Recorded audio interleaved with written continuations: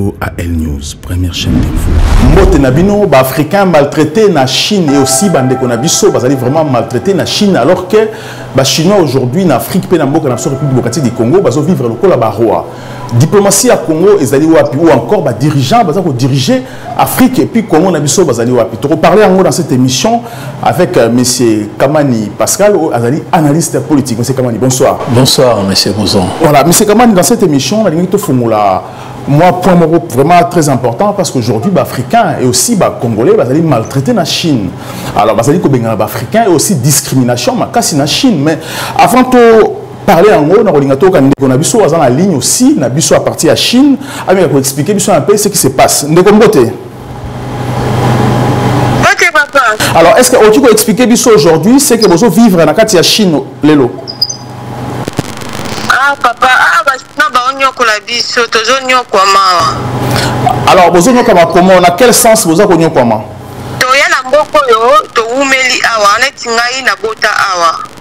Bana biso bazana mukanda te lokote to sombaka ba visa chaque mois to sombaka ba visa siko temps oyo Chine boy ko pesa biso visa et lobby ke soko ke immigration ke ko senga visa et sengyo ke o mema billet na yo na mwana na yo ya retour et soko za na bana misatu fo mema ba billet yo na bana no misatu wana o somba ba billet original po ba ko checker en faisant en Afrique.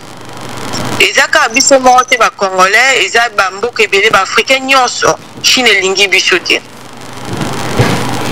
ngaya naza victime même nani immigration e bengi kolonda kunanga bengani nga na ndaku na minute naza na hotel nga na mwana nga mais na boti mwana nga mwana nga za 7 ans. Ça fait combien de temps au fond de la Chine? Olobi papa, ça fait combien de temps au fond de la Chine? Na bimisinga na ndaku les 4 butu babaka bilo libanda depuis les 4 nde naza en hôtel. Au sali ba année combien na Chine depuis que na Chine? Année oui. Na umeli vraiment na umeli. Na sala taba 8 ans. Au sali 8 ans. Est-ce que na Chine aux alaki na mukanda ou pas depuis au fond de la Chine? Olobi papa. Depuis au fond de la Chine, ba pesa au mukanda ou bien aux alaki mukanda te na Chine? Non, ba pesa mukanda te. To vivaka na resomba ba visa chaque mois 3 mois aux autres immigration que renouveler. To soki oza étudiant de tant ozo futa minerval na yonde Chine ke banda ko pesa ba résidence ya ko vanda 6 mois une année par rapport à ndengo futa minerval na yo. Et lorsque malobi osomba billet, est-ce que billet au somba bango ba ko pesa on somba billet ou bien faut somba ngona mbongo na moko? Non, stock bien na sombi bien ti ba katelinga balobi na ngati le 30 septembre. Le 8, les gens ont eu immigration pesinga na ko jwa passeport na nga visa zaka ya 2 jours. Le 6 le 8. Le 8 wana na mema billet yangana mwana nanga pour le 30 septembre na zonga Congo. Na meki ko expliquer ba on a lobiki na ko zonga te Congo eza ba problème ebele bo pesa nga temps. Avant kutuana avant ba pesa nga mikolo yo ba pesa nga na visa ya 2 semaines. Ba pesa moi na nga ya 1 mois ba pesa nga ya 2 semaines. Na meki ko déclarer ba pesa moi na visa 1 mois ba pesa nga mama 2 semaines. Oh no, you must leave China before this date. Me say I will leave China before this date. Na utika moi na nga awa. We don't care. To talibisote we don't care. This is China.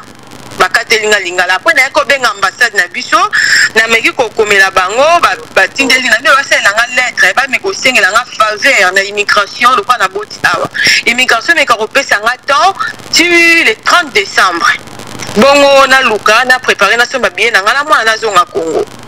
Et ambassade tindela nga lettre le 24, le 26 août na memi billet kuna lettre kuna na immigration ba boyi lettre na biso ba boaki lettre donc Congo toza ba respecter ba africainité ba boaki lettre wana ba bio ko la so lettre oté ba boaki yango ba boyi et ba signer papier que na mema billet le 30 septembre fona zonga Congo. Mais on reçoit ma billet comment sur aux ambons? Est-ce que bango va repasser au billet mais il faut somba? Non, bango ba lobi kinga na somba billet. Alors sur aux ambons on te ba resala comment? You must buy the ticket. Ba lobi nga na somba billet na ngana ya mwana to zonga Congo. Mais sur aux ambons on somba billet te resala comment alors à ce cas-là? Non, il y a un peu problème. Toza Isaac biso monte ba congolais ba africain belé ba monsieur soukout ba komi kokatisa mai butu po ba kota Hong Kong Kong pour na kubanga ndenge ba boy ko pesa bango ba visa ba sengi bango biye baza na mbongo te banda corona za business ezara nango lisusu te ba wanje mususu eza nango ya kukanga to comment on saka tam su business na ba téléphone na réseau na bango boy WeChat o commander loko pesa adresse o tindel bango na WeChat bango ba ko livrer lo na ndako to comment ka bo ndenge ba tibiso mala na zebela ba tu ba katisi ba komi ndela Hong Kong na mai donc ma to zaka biso mokote. Est-ce que la population chinoise relation ezali malamu vous vivez bien un peuple chinois?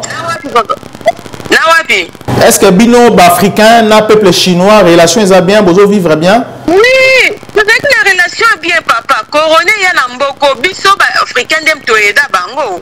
Bango nyoso bakangela biso nanu batepso na ba quarantaine wa oyebite au moins quand la porte ndak no mbumbu la police na ba docteur ba bi ke pota na kate o bloqué o tu na pona ke so ba o so ba maite bakanga biso bongo mais ezaki na batu mususu ba eda bango ba video eza ba eda bango ba banda ko tema na ba garden na ba entra ba garden ba africain ko checker ba chinois ko tela soki aza na fièvre ko se ko aider bango biso to soutenir bango to baza na problème mais bango balingi biso te et sikoyo ekomi susu na ba bis ko kanga biso bazolo bamoni biso bakimi bango bazolo bake biso bano ande mtoyi na corona banda maladi e banda corona bandi na China wa biso to tikali ata ko bela corona te to kufa tate bango moka bazobela ba corona na bango bazokufa Afrika ta moko ta bela corona kufa bango bazi maladi ta bango basala ba ko pesa biso ba noir ozana mboka nini parce que bozali naza na Guangzhou.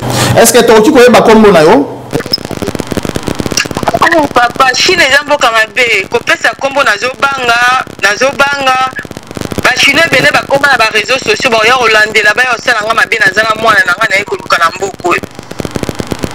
Est-ce que au lobby au Kenya qui na ambassade, est-ce que il y a pas possibilité aujourd'hui ambassade ya Congo eza na ville ni ambassade ya RDC? Ambassade ya Congo eza na Beijing, na bengaki papa o asalaka kuna papa bon chemin. Responsable à kuna na bengaki et alobi na nga na sala email na adresse ambassade na komi ba eko répondre nga ba déjà na zape na ba copie ya ba lettre o bon ba tindela nga na zo même na téléphone na ko tindela o et papa wana alobi ke a facturer pe immigration alobi na nga donc kende to sengeli ba séjour till le 30 décembre nde na komi kuna immigration e boyi mais na tali ba pays mususu ba Uganda na moni ba consigne na bango bitindi ba lettre bazo ko accepter biso et bazo ko accepter bango biso nde ba boyi na ebité pour la nuit. Mais ça fait combien de temps au tindaki courrier na yo? Allô? Ça fait combien de temps boyi ça fait combien de temps au tindaki courrier ambassade na service à immigration? Na juste courrier ambassade ezaki le 24 nga na ke immigration le 26 août oyo nde babwaki bapusi papier na biso musika babwaki yango kuna bazongisi balingi yango te balobi bazoseka bazoloba na kishinois oyo toyebi papier oyo te ale moko mbila moko mobali azalaki wana ntango azwi nkombo na nga abeti na computer alobi na kishinois alobi ke amoni bamisusu wana bazalaki balobi neke elobaki omoni te elobaki toyebi yango te après na minute tozalaki na président ya biso ya communauté président Isidore tozali a na Chine président communauté na biso naye kobenga ye azalaki na 5e niveau amatiti na 6e niveau esika nazalaki nameki koexplike bababoyi babi non bayebi papier oyo nayebi lettre te mpo kaka na kitokite balingi te bapesa biso bavisa te mais sikoyo boyokani nini est ce que bokosomba babillet ou bokosomba te parce que soki boza na mbongo te est ce que bokosomba babillet parce que normalement il failli bango aussi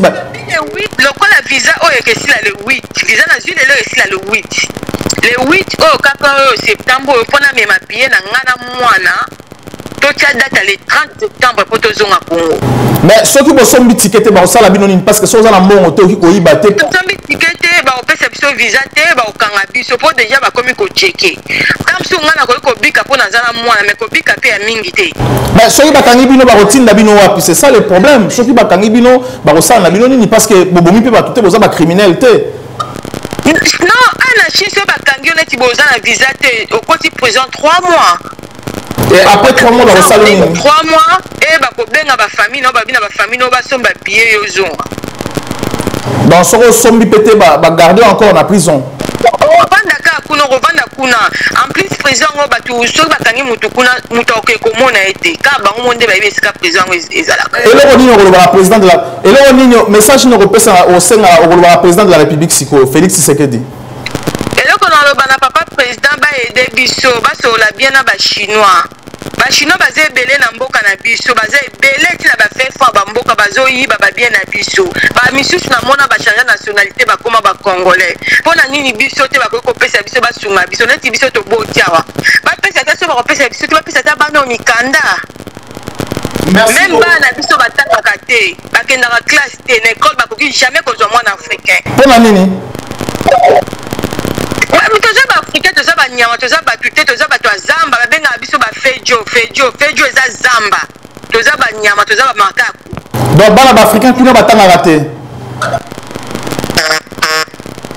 allo bana baafrikain batangaka te oui soki neti ngai naza na mokanda te mwana nga atangaka te se ntango mwana atangaka te asalaka cour en ligne na baninga na ye baafrikain mwa babengani na réseau bachinois basali cour oyo kokende classe boye rien mais banda mpe corona ezongi bana baokenda bango mpe classe te banda corona ebandi bana baokenda bango mpe classe te bosi bosignala déjà na ambassade na biso ke bana na biso na Chine batangaka te parce que baboyaka bango parce que baza baafrikain ambassade eyebi mais ambassade ata obengi bango intervention malongo ezalaka te voilà merci beaucoup na ndenge répondre na invitation na biso message na comme pas président de la République soki ozwi problème omoni problème ezwi yo kuna kohésite kobenga biso te tozala disponible mpona kosala émission encore na yo mpo bakongolais bacomprendre ce qui se passe réellement na mboka oyo bofandi na kati ya Chine merci beaucoup à très bientôt alors.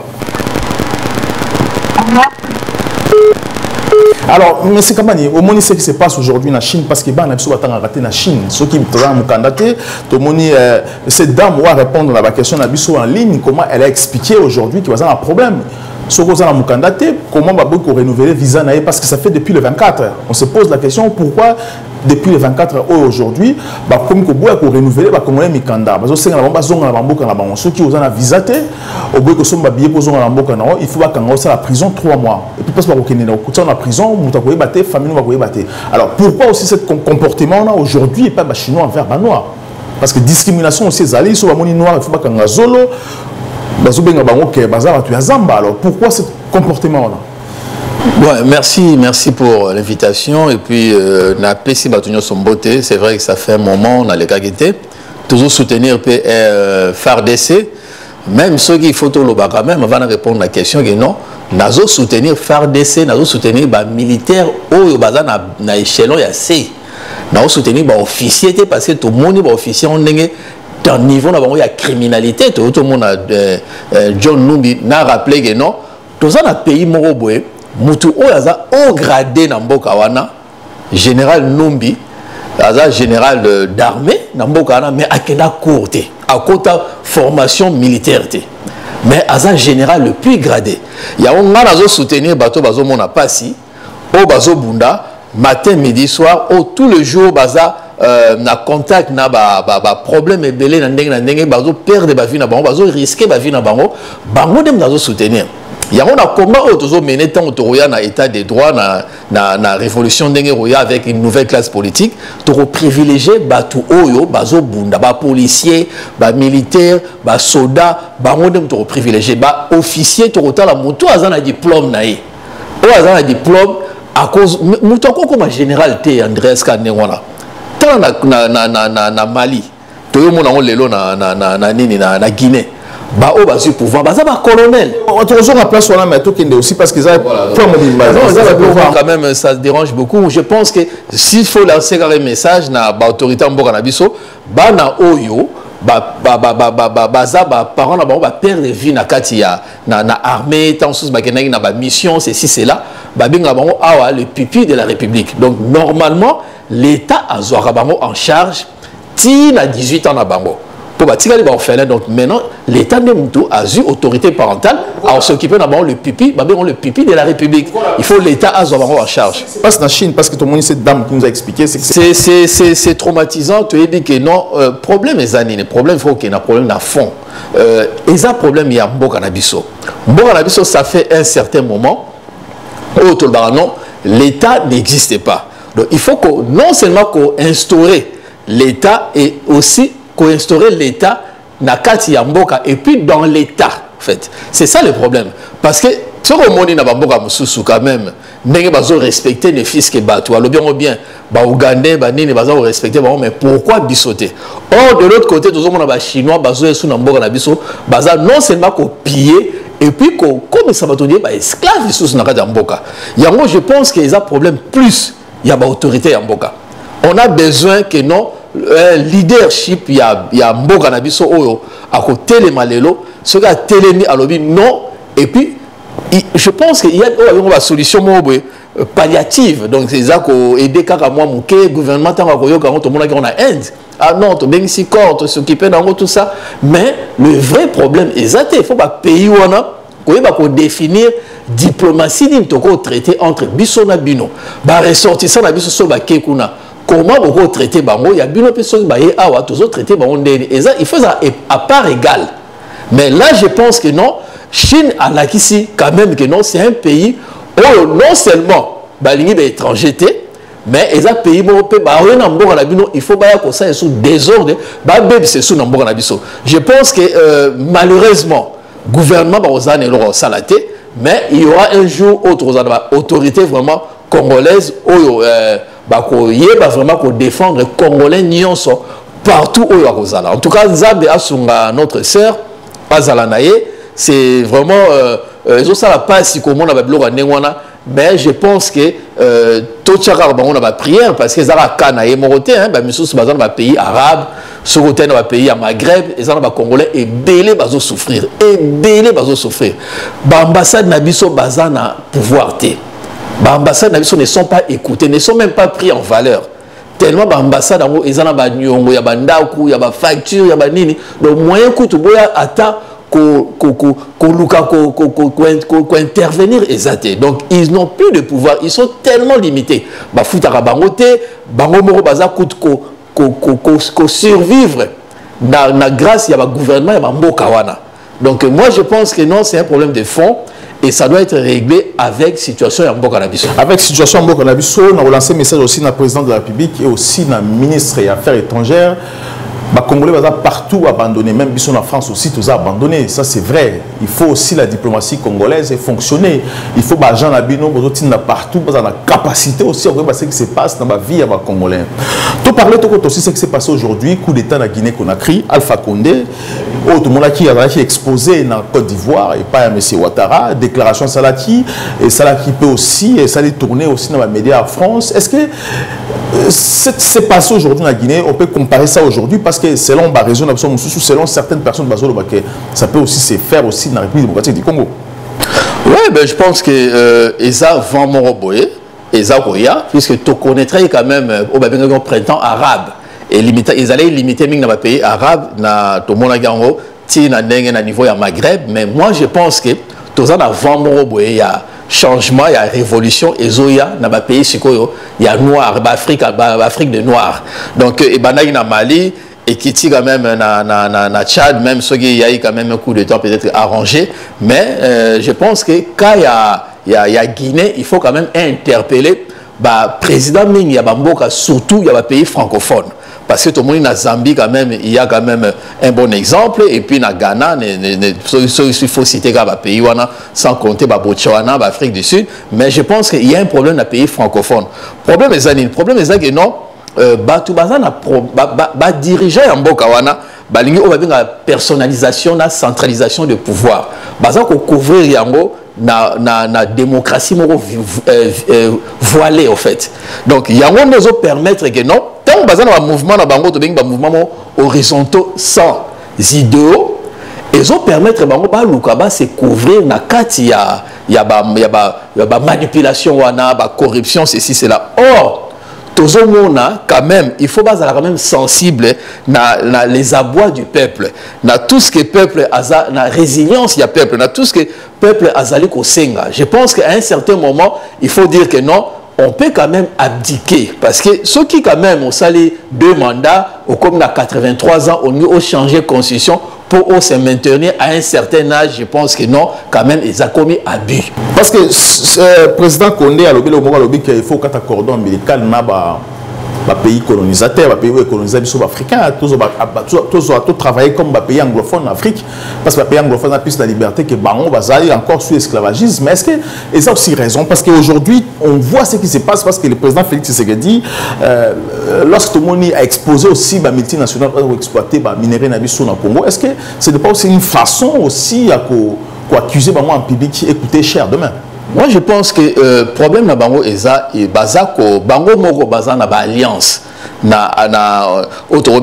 bazo travailler na occidentaux wana ba multinationales wana passé Tobo Sanate quand même Bolloré, il a fait beaucoup d'affaires na kati ya mboka wana et il était facilité par le président ya Guinée Condé. Azalé même accusé awa parce que ba condamné qui Bolloré awa pour Azoa qui va marcher sans passer par appel d'offres. Même affaire corruption, pouvoir. Donc, quelque part, Baza ko marché dans Bango parce que Baza a besoin de se maintenir dans le pouvoir sans respecter la volonté du peuple.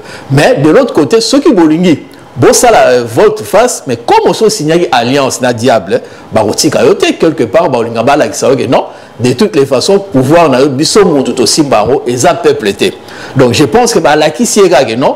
Pouvoir wana eza pouvoir ya peuple té pouvoir wana eza biso mutso zana ezalé parce que il y a une autre volonté à France, volonté à États-Unis, volonté à Union européenne. Malheureusement baza ko comprendre que non pouvoir il faut normalement émaner de na peuple. Il y a toujours il y a problème, il y a légitimité, il y a cause, il y a makamnyo soana. Yango lelo omoni la qui sait que non, c'est pas toi qui a le pouvoir. Bissonem to dans le pouvoir, to tchaki wana. Et comme toi la classe politique mo baza polluée, reconnue pour la turpitude na bango. Donc je pense que quelque part il faut quand même bazo mailler les baye non. S'il faut faire quelque chose, tout ça la politique, ça la onde pour le peuple, il faut qu'on l'ingande. Aux alana soutien à peuple, au respecter volonté à peuple. Est-ce qu'aujourd'hui, ce qui se passe, parce que on parlait sur les alliances, on va signer par exemple africain, on va signer européen, mais voyons ce qui se passe aujourd'hui dans le Congo. Est-ce qu'aujourd'hui on peut comprendre que le président Félix Tshisekedi aujourd'hui a exposé les occidentaux, les américains, tout comme aussi les chinois ont exploité les minéraux dans Bisso. Tout le monde dit comment ils ont pollué le Bisso, comment ils ont détruire chez nous. Alors parce que ça maintenant dans l'histoire du Congo, un président a exposé les occidentaux, comment ils ont utilisé les minéraux dans Bisso. C'est vrai que le monde aussi l'a fait, mais ce n'était pas aussi à niveau où le président Félix aujourd'hui a exposé Bango. Est-ce que ce n'est pas aussi une façon aujourd'hui, comme on dit, Balingela et boule aujourd'hui que mais par un coup d'État, parce qu'aujourd'hui, ça s'est dit aussi dans le couloir. Oui, ben, je pense que le président Félix Azalaki, moi je pense que tant qu'on a côté dans le pouvoir, et l'autre à il fallait à ça la haute audit Yamboka.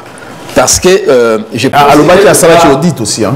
Quelque part, non, à ça la audit. Quelque part, on est rattrapé quand même par situation Yamboka, par mes gestions précédente où il est kaki parce qu'à l'époque il y a Kabila, il y a eu quand même en 2018, il faut qu'on y ait non, il y a eu dépassement budgétaire, il y a plus de 300 millions de dollars parce que budget à présidence il y a Kabila il y a 69 millions de dollars, mais en 2018 il y a eu un dépassement, il y a près de 300 millions de dollars par année. 69 millions de dollars par année. Budget en 2018. Après en 2019 Bakisango tant Félix a continué à pouvoir, mais malheureusement ils n'ont jamais fait au budget rectificatif parce que Kamer est envoyé. Bon, en fait président Félix tant voyé à ici non budget cause à 5 milliards, il faut à 15 milliards.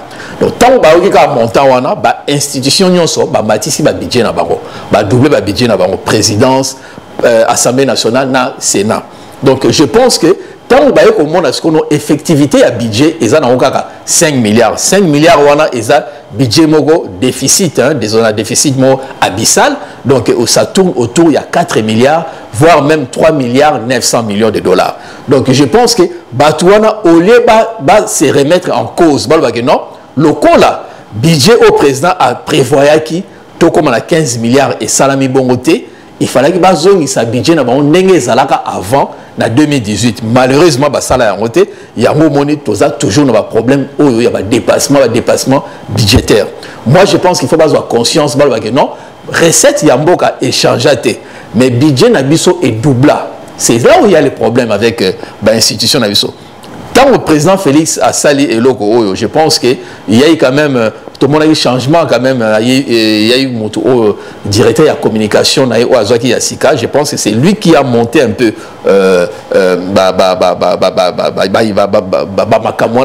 donc reportage peut permettre quand même la public de comprendre que non parce qu'on l'accusait aussi que non président Félix Tshisekedi Mobutu a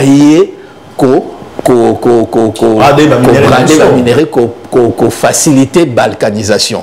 Je pense que l'image ils ont que non balkanisation et zalaki déjà sous Kabila parce que ce moment balkanisation ils ont démembrement en boka donc parti il y a des mutu et ça là que non il fallait quand même qu'on l'acquise c'est un message je pense fort il fallait qu'on l'acquise en bas que non balkanisation ngapena kutaki yango ngasko na ye na l'acquise bino peuple bon na situation ya mboka yango dans le bino il fallait qu'il abandonne audit mais il est quand même rattrapé après 2 ans et demi c'est sous forme il y a audit au bazo sala même si au monde travail à IGF et sala on peut comprendre que non mboka eza na kati ya audit mais est-ce que c'est facile pour nous aussi que na début à pouvoir na ya sala audit vu aussi en prise à la qui tout autour parce que il était vraiment encerclé par le régime à Kabila. Ouais, je dirais non puisque c'est vrai que conditions au azalaki nango bazali na kati ya yemora lingaki baza na kati ya cohabitation. Moi je pense qu'il aurait pu quand même accepter la cohabitation au lieu de cohabitation parce que cohabitation président Aza protégé cohabitation le président Aza protégé c'est le gouvernement de Mobutu Aza ko gérer mboka. Or, tant que bilan ya mboka, la gouvernement, la présidente. Mais par contre, ce qu'il y a cohabitation, donc boza co-gérant ya mboka, donc bilan, et ça, boza bilan sont concernés, la carte bilan, il faut rappeler, tout quand même, cohabitation et Salama Awa, tout le monde a Chirac, na Jospin, chaque fois, président a gagné ce qui cohabitation et zali. Tout le monde a gagné un Mitterrand. Mais ce qui est la coalition, c'est-à-dire que non, osa quand même comptable, il y a bilan, il y a mboka. Je pense que c'est peut-être, je peux dire que le président de la République, c'était une erreur. Il ne fallait pas avoir la coalition, il fallait tirer la cohabitation. Mais est-ce que Azala qui a force avec ce qui se passe, Barcelone, John Noumi, est-ce que Batouana, il est aussi bouleté, permettre un terme? Parce que dévaler Bango au début, ce n'était pas aussi facile. Le fait oui, je pense qu'il a fallu quand même du temps parce que Tobo Sanate, même ceux qui sont Martin Fayoulou, même ceux qui sont opposants à Zoaki, Azaki na place où Azalaki wana anga se retrouvé dans la même situation parce que tout était verrouillé. Tobo Sanate Sénitan a proclamé qu'il y a résultat, il y a élection nationale donc présidentielle, voire même régionale, il y a députés, provinciaux, tout ça c'était au même moment. Donc, ceux qui sont là, Martin Fayoulou, il s'est retrouvé dans la même assemblée nationale, dans la même assemblée provinciale, et ainsi de suite. Donc, je pense que quelque part, il va connaître moi des difficultés au début, les 2 premières ou 3 premières années, pour récupérer les choses à main. Tobo Sanate que Kabila était un dictateur qui a vécu pendant 18 ans. Mais est-ce que Fayoulou aussi a la capacité, est-ce qu'il y a aujourd'hui pour renverser Kabila facilement sans que Mindou dans la Congo? Je ne sais pas, na rôle la place n'a été, mais là j'aimerais bien Fayoulou et moi Lobaga, tout le monde a dit François Hollande, na débat basalagi na Sarkozy, alors moi président de la République je ferai ça, moi président de la République je ferai ça, moi tautologie wana et salagi non François Hollande a passé qui président parce que a passé qui a s'attaquer directement à la gestion de Sarkozy a essayé non ngai sur la place na sala boy. Je pense que c'est ça que monsieur Martin Fayoulou a connu comme ça là a connu ça non ceux qui ngala président de la République loko la parlement et salagi na maboko ya Kabila na ngaki na sala boy na ngana sabo à partir de tonga to yeba qu'est-ce qu'il allait faire, mais les lots a plus la critique, tout ça a besoin, c'est bien qu'on critiquer, ça fait partie de la démocratie, mais dire aux gens, idée nayo, penser nayo, moi si j'étais à la place de Félix, par exemple, j'allais faire ça, na place il y a état de siège, j'allais faire ça. Je pense que c'est ça qu'il faut faire. Mais parce que il y a des condamnés, parce qu'il ne faut pas oublier que Martin Fayulu a toujours condamné Félix à Iba élection. Est-ce que c'est Félix qui a Iba élection ou bien est-ce que c'est Félix qui a Iba élection? Disons un peu la vérité. Naza membre Sénité, c'est vrai qu'on peut dire que non, Séni, la loi électorale, non, il faut pas publier l'élection. Moi, je pense que est-ce que c'est là que j'ai à Kabila? Parce que Félix, quand même, c'est un parti qui a été implanté partout, contrairement à la partie à Martin Fayulu. Est-ce que le résultat est vrai? Martin Fayulu a gagné qui n'a évité. Parce que tu as quand même influence, il y a eu des pèses. Je pense que non, peut-être Kabila pas ça là à Kosaki Oyo, pour manipuler Bango, je ne sais pas. Mais la vérité, un jour, la vraie vérité, un jour. Parce que Fayulu a toujours dit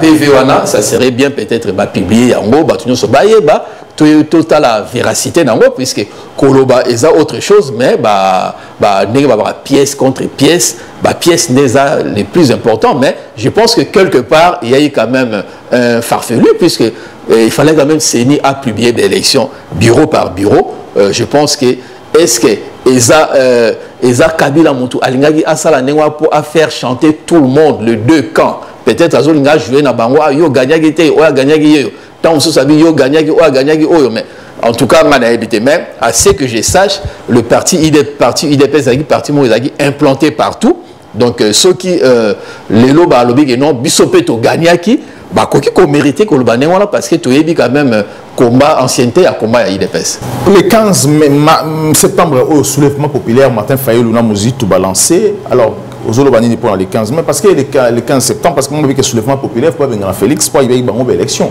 C'est vrai que il y a la tension est à son paroxysme. Donc il y a eu quand même d'un côté tout le monde la classe politique on a pour appétit na bango il y a pouvoir l'ivresse de pouvoir tout ça et puis peuple paix aza comme on n'a pas si mais ngana koloba que non ceux qui appel moro alerté il faut quand même la paix na ba résultat et permettre quand même classe politique oyo ba makaming peut toujours reprocher bango surtout il y a quand même des enjeux sociaux ou toujours reprocher bango ba makaming peut échanger si ça peut apporter quelque chose ça serait bien. Parce que ça fait partie de la démocratie. Batu baza libre ya ko manifester, batu baza libre ya ko sala mouvement la bango, dénoncer ceci cela. Il y a eu des problèmes na CENI puisqu'on parle même de bango baza ko non, il y a peut-être possibilité basala au bazo benga glissement, mais tobo sanate batu babo sana na article 70 il y a constitution na biso o ezol bageno mais il faut qu'on explique la constitution na biso oyo eza bazwa ba mot à gauche à droite na eza article eza la constitution française la constitution française et lobby que non pour bango babi non le président doit rester au pouvoir jusqu'à l'élection il y a un nouveau président ingol ba que non na période oyo il y a transition. Ils ont concerné période de transition, c'est-à-dire ceux qui ont l'élection et salami, des articles où ils ont s'appliquer. Parce que ce qu'on a la constitution en France, que non, le président doit se tenir, donc remise et reprise doit se tenir entre 8 à 13 jours pour l'investiture. Au plus tard, les derniers jours de l'expiration officielle du mandat du président. Parti wana balongola yango. Balongola yango. Comme Bazouaka Zorza, conscient mon père, Bissoté, ou taille en Belgique, ça y a un café, mon professeur Nani, donc Kabamba. Donc, les constitutions ont reflété vraiment culture na Bissoté. Donc, ils ont vraiment contre culture na Bissot. Mais, article 70, Bissoto Soukaka, non, le président doit rester au pouvoir. Si la instauration d'un nouveau président. Donc aujourd'hui, Fayulu a la raison, il y a aussi la marche comme Balingi aussi. Oui, ça marche na bango, mais il faut y aller non. Ceux qui échec et salami et comme l'échec au-delà du fiasco. Donc ils ont joué na crédibilité naïe puisque il faut y aller non acolyte naïe ou partenaire naïe ou azana ngolé ba muzitu l'ancien ministre Ouazaki na sport il sanga bonganga baza vraiment crédibilité donc ils sont reconnus pour un défaut d'immoralité donc je pense que quelque part moi je dirais j'ai toujours dit que non Fayulu il est bon comme opposant Otoyebi Fayulu, mais il est très mal accompagné par Batouana. Or, Batouana va constituer quelque part un faux pas pour n'oubliez pas que aussi que Fayulu a démissionné en la place qui est opposant, étant que politicien, comme activiste, dans le domaine politique, parce qu'il fallait qu'il normalement va s'organiser, à tenir aussi tête à tête et opposition.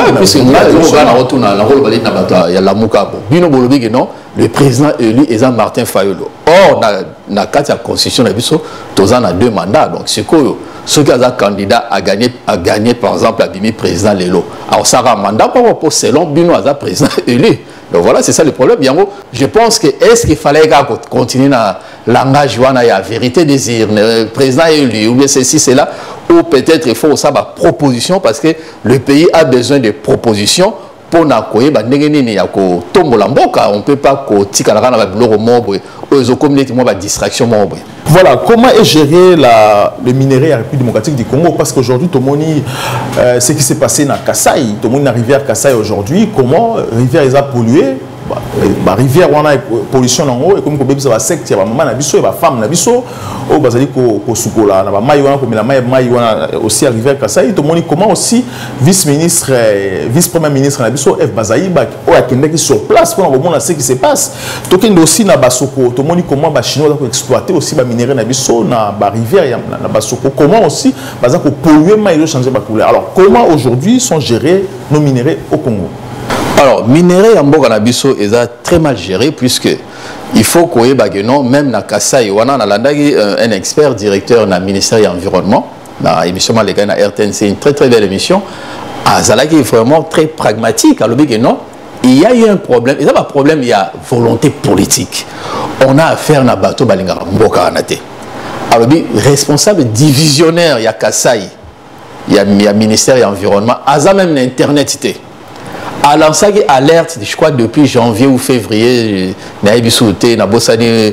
peut-être précisément date à l'ancien alerte, quelques temps avant, peut-être dans juin, à l'ancien alerte, pour la Kolobake, non, il y a eu quand même, dans Angola, des versets qui produits, matériaux autobéniques, matériaux dangereux, produits chimiques, tout ça, des versets qui ont la rivière, il y a Kasaï.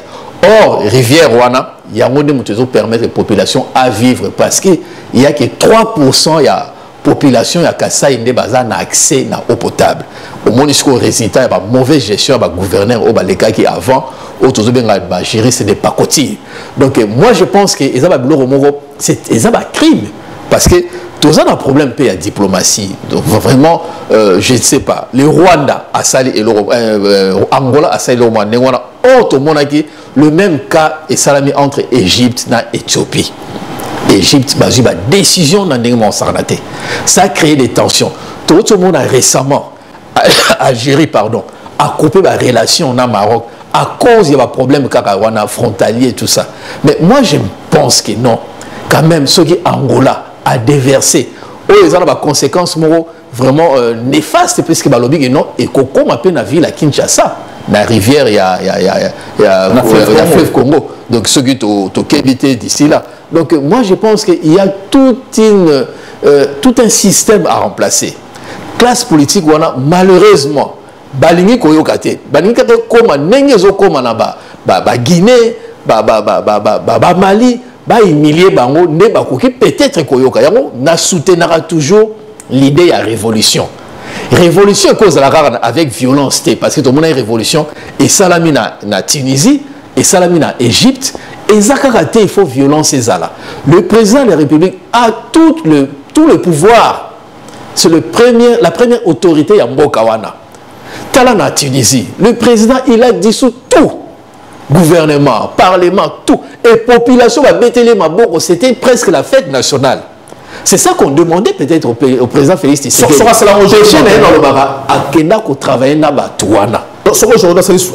À dissoudre le Parlement, le Sénat, le peuple a s'est soulagé.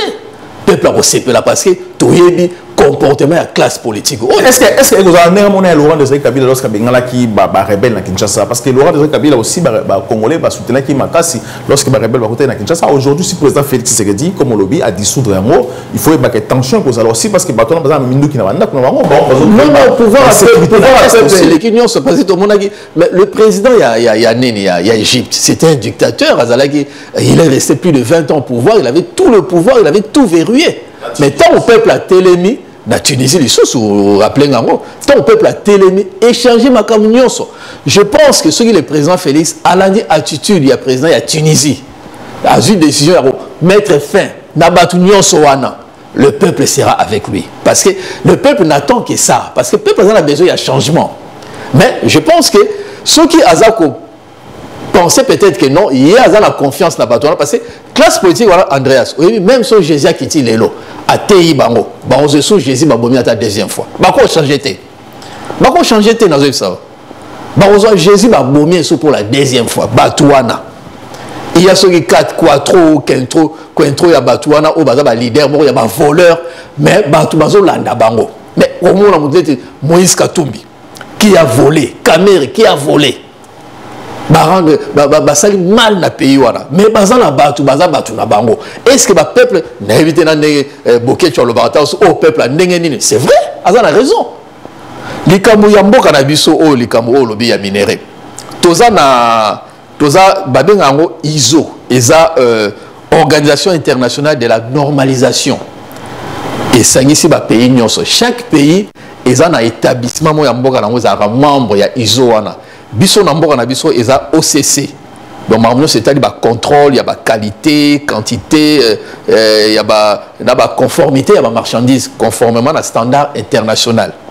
Donc toza membre ya ISO wana. Mais le 1er novembre 2010,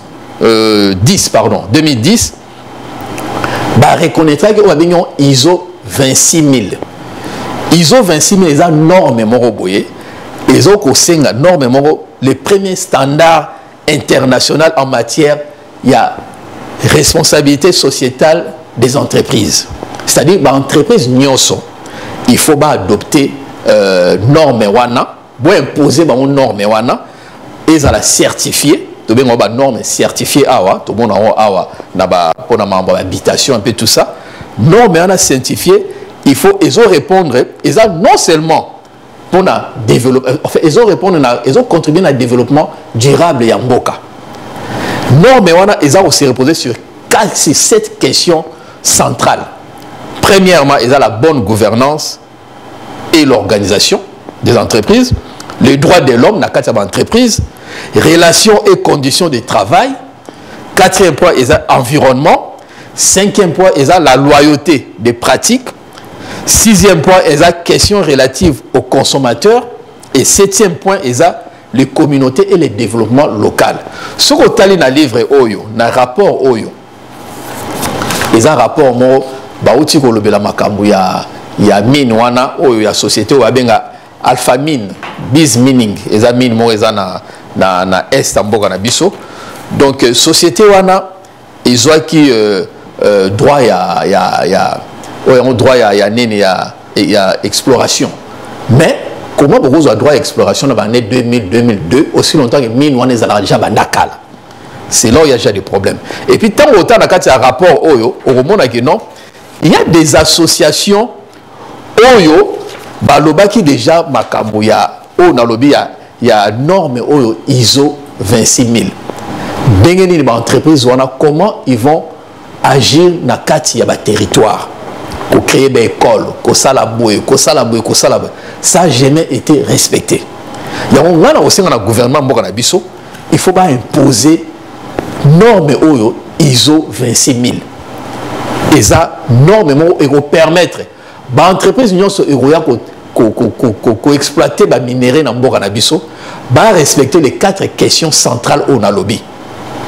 Et ça important pour na intérêt il y a communauté mboka na biso ba territoire et puis et ko permettre le gouvernement ayeba kozala na transparence azala impliqué na transparence il y a ba exploitation ba minerai na biso. Et ça très très important. Il y a que ça qu'on peut faire. Ceux qui te regardent, non, tout ça, parce que tu as le gouvernement. Il y a eu quand même un problème. Le journaliste Alain Foucault a découvert que non, Congo est allé balkaniser. C'est exactement tout momoroté moutoua bagela. Eza et nous balkanisé. Et banage pas Kabila. Kabila il a tout balkanisé. Après si ba contrat 80% de minéraux nabiso et Kendara et pas à multinationale. 30% c'est partagé entre la Chine, il y a marché noir où il fallait les Congolais bénéficier, bénéficier en Ango, mais imposer toujours un pouvoir en place, na complicité na bango pour na bazar toujours roula toujours pour na mafia. Lorsque parlez de Foucault, est-ce qu'ils ont menacé aussi que exposer aussi les occidentaux exploitation na bango na Congo, comment bazar pour exploiter parce que ils ont aussi sauvage exploitation na bango, ils ont pollué tout, ils ont demain tout dans la conséquence na mboka na biso. Est-ce qu'ils ont aussi menacé par les occidentaux, c'est que le président Félix? Non, mais je pense que le président Félix a compris que la communication est importante, très importante. Il y a peut-être il fallait qu'on passer message et par n'importe quel journaliste. Il y a RFI, il y a France 24 qui est très, très connu, a un impact mingi. Donc il fallait quand même qu'on passe message pour nous que non. Je n'ai bien on a dit, ils allaient audit yamboka pour la situation on a coutume boka yangoyo. Bino bozo bangana zo balkanisé mais balkanisation c'est banda kala. Je pense que ils ont message au mutunyoso à Kolbate non à présent Félix tant sous qu'est-ce qu'il prépare tout ça que non kola qui sabino kaka talamboka et tanga na kutimboka parce que tanga olinga kende à Koloba na la qui sagibino qu'est-ce que j'ai fait dans 5 ans européen sangaye je vais faire quoi au moins ils ont quand même audit on a dit azalaki na temps ya ko sala ngote parce que conditions de pouvoir n'a pas partenaire na ils pouvaient pas le faire mais écoutez cher puisque parce que et écoutez, parce que de toutes les façons, ils ont un rapport où ils ont déjà ONU, experts à ONU, organisation internationale. Donc je pense que ce n'est pas que RFI Moutelo. Il y a un rapport, moi, le chinois, il y a tout le monde même JR, garde républicaine, JR, Kenge là-bas, chinois, tout ça à l'époque, il y a Kabila. Mais est-ce que aussi, parce que Bolloré pas impliqué, ils ont des multinationales, des tours de table, des passe-passe. Donc, OAZU a exploité, APCO a exploité, APCO a exploité, mais après, entre Bango et Bango, c'est Banansaka. Donc, il y a un peuple, il faut se téléma. Totelema makamona eza même Félix te eza que peuple biso nyonso totelema to zoaba to yeba siko langage ni toko sola na batu wana on a bi to imposer bango ISO 26000 oyo eza norme moko o eza international et puis ba entreprise nyonso la minéré il faut la certifier ISO 26000 mais na pardon non na kati ya audit to mo sanate non il y a aussi le premier ministre Tshibala ce côté na budget il y a 2018 puisqu'il y a qui premier ministre avant l'élection il y avait un budget de 28 millions de dollars non 23 millions de dollars pour un budget de salaire tout ça na frais de fonctionnement 10 millions de dollars donc 33 millions de dollars mais il a fait un dépassement côté budget de 23 millions à dépasser de 40 millions et puis de 10 millions pour les frais de fonctionnement à dépasser de 18 millions. C'est le seul premier ministre au Balobi Azala quand même à ça moins de dégâts. Voilà le rapport aux gens. Et ça budget il y a 2018 rapport il y a 2018 dépassement sur dépassement il y a budget. Azala quand même le premier ministre aujourd'hui Oyo à ça là dégâts maté donc il y a eu quand même un dépassement il faut quand même que non dépassement ça bien été pour Namboka mais il a fait mieux parmi les Mouzitou par exemple parce que son thème à dépassement à Mboka Nabiso et banda pas Mouzitou parce qu'à l'époque il y avait le premier ministre Gizenga Azaïna a 80 conseillers mais Mouzitou tant qu'on a remplacé 2 ans après a commune à 500 conseillers 800 voire même 400 effectifs tout ça 400 et les encore il y a appelé ça notion de morale ceci cela même dans mon une émission moi collaborateur naé représentant naé azol ba non biso to ba mercenaire tozi bon à IDPS tozo critiquer Mouzitou est-ce que IDPS c'est un bon IDPS c'est un bon IDPS c'est ça bon IDPS na France coup ba na questé est-ce que ba peut ça bon pour que ne recommence ça mutu bien ceci cela non mutu ça dans éducation on a été biso to ba makam so za boye bolobi boye so za boye te bolobi boye ye aza représentant ya Muzitu aza muto écoloné ya Muzitu mais ce côté IDPS na France lelo eza dirigé par muto aza mu Congo muto azo dirigé IDPS na mu Congo ce côté ko ba banani ba tribaliste quelque part eza ba biloko auto rôle donc je pense que il faut que ba no tozala ka biso nyonso ba tribaliste mais les loto tikango. Je pense qu'un responsable politique, les tiba Muzitu wana ou batunaye, il faut pas le baraner wana tozala ba tribaliste parce que sur les 800 conseillers à Muzitu na ba emploi fictif wana au moins 90% bazaki ba pende. Et puis il est représentant naé Muzitu asombela ndako na Belgique na mbongo ya République. Biso to somba ndako na mbongo na biso salaire, yé ba sombela ndako c'est mon République donc c'est mon Kolumbu zo là. Il y a un bon IDPS pour IDPS fait en mbongo et puis ba kabaraté. Ngana ngana obara eloko mo pour terminer peut-être né tozo ko avancer na kati ya mbongo na biso tozana o ba benga marché financier existera te. Que na kati ya marché au circuit financier ou marché financier, tozana deux types ya titres. Tozana ba auto benga action et ça ba titre de propriété et puis na ba obligation to benga titre d'empreinte. Mais il y a un moment on va parler de rebond, bah héros rebond tout ça. Mais tant au cœur de ça c'est l'argent. L'argent va ces réseaux de créances, c'est-à-dire c'est l'argent qui circule. Bah foutio, au foutu montant électricité, au foutu facture à bouer. Ils ont fait travailler peu bateau. Mais dans tout ça, et là c'est plus important pour te parler dans macroéconomique. Et ça vraiment bien un revenu du travail na batou bazana ba patrimoine. Parce que montant un revenu du travail va bien gagner à un individu déficitaire. Et puis, bateau bazan un patrimoine, bazan un individu excédentaire. Bangonde mutu barochambo on a épargne wana nde mutu permettre que biso ba déficitaire toye ko defa pour na faire tourner économie. C'est ça qu'on peut parler à partir d'un de bolo balikamu il y a économie on peut parler de macroéconomique. Mais dans Congo ça n'existe pas. Il n'y a pas d'épargne, auto bien à produits financiers réglementés tout ça créé par ou imposé par les bénéficiaires des finances, tout ça. Donc, ça n'existe pas au Congo. Il y a un moyen que nous redéfendons dans le marché financier exact. Et ça, peut-être une fois, vraiment en profondeur, peut permettre de comprendre très bien. Merci beaucoup, Kamani Pascal. Je rappelle que vous êtes analyste politique. Je rappelle aussi Martin Fayoulou et puis M. Muzitu. Vraiment, il faut que vous représenter en France parce que vous avez les médias. Il y a un problème dans les médias parce que vous avez un dossier sur Bino Muzitu aussi, Martin Fayoulou. Et je rappelle aussi que M. Moukoulboun, représentant, il y a Muzitu en France, il faut contredire liste, il y a un conseiller à Muzitu, il faut rappeler aussi que non, il y a déjà un conseiller fictif parce que dans la liste, on a comme on a donc, il y a et aussi, M.